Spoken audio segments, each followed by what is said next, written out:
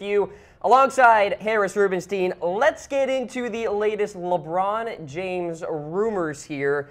And we'll start things off with perhaps LeBron going to Portland? Don't yell at me. This is not coming from me. This is actually coming from Richard Jefferson, which I love, by the way. I love how Richard Jefferson is tossing out that LeBron might go to the Portland Trailblazers. One crying Jordan head, because this is so unbelievably unlikely that LeBron James is going to go to the Portland Trailblazers. Apparently, Richard Jefferson's kind of point with all this is that, quote, LeBron has a connection to Oregon because of Nike, and Phil Knight wants him to be closer. I get it, but that's also ridiculous. We never had a rumor of Michael Jordan going to Portland, even though he basically owned Nike throughout his career. Richard Jefferson also said on the podcast that LeBron might go to the Trailblazers because he's, quote, worn black and red suits in the past. I love it. This is one of my favorite rumors that we've reported here. And I'm sorry, Trailblazers fans, don't hate me. I have a potential Blazers lineup with LeBron because I couldn't resist. Lillard, McCollum, and LeBron as your top three. Al-Farouq Aminu returning to start at power forward. And then obviously they would have to get rid of Yusuf Nurkic because they're signing LeBron James. So Zach Collins, the rookie they drafted 10th overall, mans the center spot for them. LeBron James is not going to the Portland Trailblazers. We actually had a comment to start the show from Tyler Oakes saying, Blazers, STFU, dude. Trust me, Zach.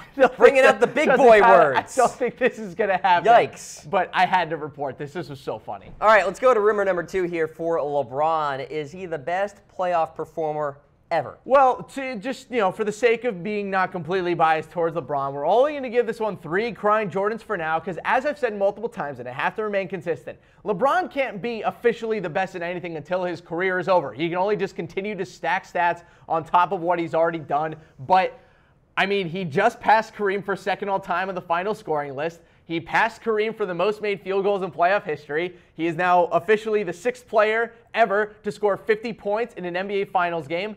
And I would consider that LeBron coming pretty close to the best playoff performer ever. I mean, even if you just look at the all-time playoff points leaders, he's number 1 by a pretty considerable margin at this point, with just behind or just ahead of there Michael Jordan by just an insane amount. And also, I will say this: a lot of this has to do with the fact that LeBron James has gone to the playoffs almost every single year since he's come into the NBA at 18 years old. So that's almost 16 full seasons of total playoff basketball. That's a long time. How about those names too? Huh? I love it. It's incredible. Great list. It just by the end of his career, the answer will be yes. That'll be 4 crying Jordans. And ironically, Jordan will also be crying about that. Rumor number 3 on the list here. Do the 76ers have a leg up in acquiring LeBron James? Well, this one is interesting because this isn't coming from just about anyone. This is coming from LeBron's former and favorite GM, David Griffin. We're giving this one 3 crying Jordans because, yeah, I think they do have a leg up for LeBron James.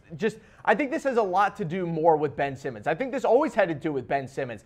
I think the reason that LeBron going to the Sixers makes so much sense has to do with the fact that Rich Paul reps Ben Simmons. And that's huge because Rich Paul has been James's agent since he entered the NBA. They have a very close relationship. He also reps J.R. Smith and Tristan Thompson. The whole LeBron James clan is repped by Rich Paul, and that's a huge power move by the 76ers being able to have Ben Simmons be there. So David Griffin's right. It is significant, but I wonder if the whole Colangelo situation might mess up their pursuit of LeBron. They are. They have to figure this out, and they're going to figure it out before the moratorium starts on July 1st and the new league year begins. They're going to have this situation figured out because nothing is going to stop the 76ers team from going after LeBron James and Paul George, which we'll get to later. I threw in the Blazers there as an option in our reaction poll, just for fun. I love it. I think the best landing spot, because at this point, if they lose the finals and get swept, it's not going to be the Cavs. Yeah. I still think that the best landing spot is the Rockets. I just wonder how realistic it is. But we'll get into the money of that later. All right, let's go to the rumor meter, basically our scale of believability with these rumors. 0 crying Jordans, fake news, itch the finger wag. 1 crying Jordan, small shred of truth. 2 Jordans, people are talking. 3 is pretty likely, and 4 is bang, it's fact. Let's get to number 4 on the list. How about the Vegas odds and where LeBron could go? Hold on. I have a theory on this that LeBron and Las Vegas are in cahoots and trying to drive up the amount of money for teams that just do not deserve it. 4 crying Jordan heads on this. Cam, these finals odds for next year are going to blow you away. The Los Angeles Lakers, who didn't even make the playoffs this year, have the 5th highest odds to win a title in 2019. The 76ers have the same odds as the Houston Rockets to win the title at 7-2 odds, and the Cavs are 8th at 30-1. We're going to show you the top 5 odds here. They're just hilarious to me. So now, obviously, the Warriors are 5-4 odds to win the finals. Makes sense.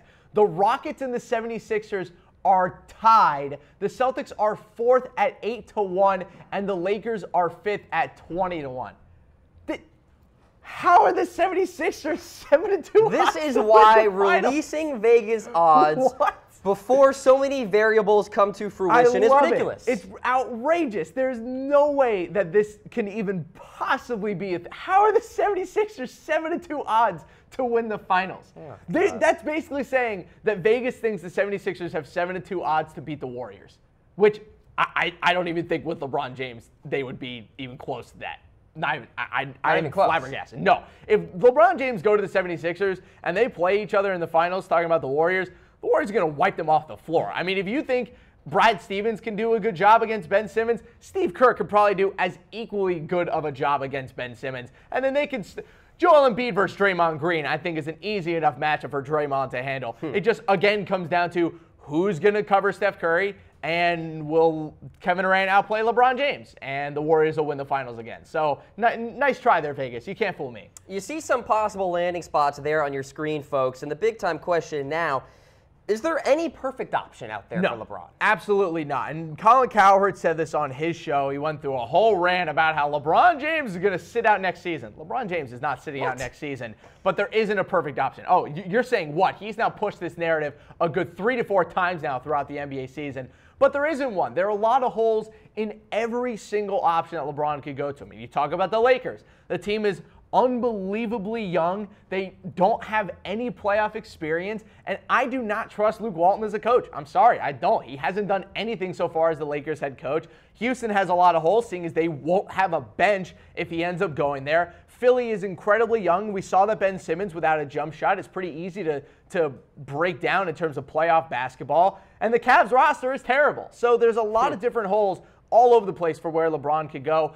A recent report said that the 76ers are the favorites.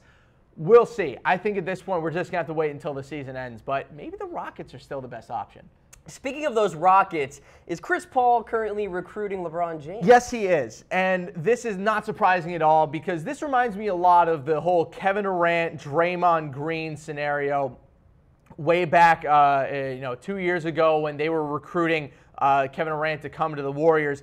Now, this doesn't really mean a lot because you can just send text messages to literally anyone that you want to come to your team. But look, Draymond Green sent Kevin Durant a text after they beat them in the 2016 playoffs and said, dude, you can leave that and come win multiple titles with us. And Kevin Durant was just basically like, yes. I guarantee you Chris Paul texted LeBron saying, we can beat them, we just need you. Now, I don't know what LeBron James said back, but I'm sure that it had many more expletives in that as well, because I'm sure Chris Paul was furious that he watched the biggest game of his career from the bench. But look, I don't know what's going to happen this summer with LeBron James. I think the Rockets are going to try to make it work with a trade, which we'll bring up for you guys in a little bit, but I just don't know how the Rockets are going to be able to make this work from a cap standpoint and also bring back Chris Paul. So let's look at the Chris Paul kind of sign and trade from last year first to kind of give you guys an idea of what the Cavs are going to have to do in order to trade away LeBron to the Rockets. So the Rockets got Chris Paul,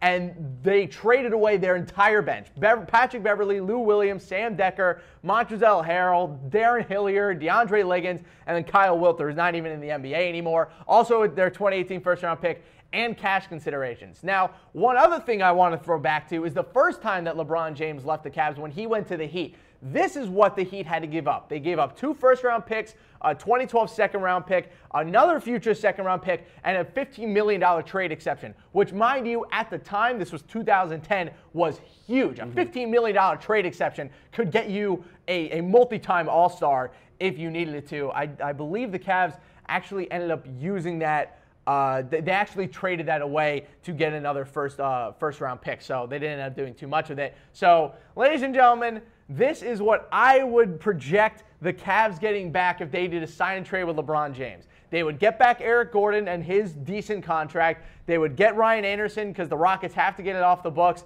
And I think the Cavs would actually be okay accepting it because he'll be a nice trade exception in a year or two. And then Zukui, who the Rockets gave a contract to, who they're just not going to be able to keep on the team, along with the 2019 first and the 2020 second. Maybe throw some cash along there with it. And I will put this out there as well. If the Cavs do sign and trade LeBron James, they're going to trade away Kevin Love as well, and that's why Ryan Anderson would be included in this. This would be the closest way that the Rockets would be able to get LeBron James and also sign Chris Paul to a new deal. Now, this would require LeBron James to accept his player option and not get some crazy, $35 million a year deal. He would be stuck on his current deal, which is about $31 million, and the Rockets could make that happen with Chris Paul, but that's literally one of the only ways that the Rockets can get LeBron.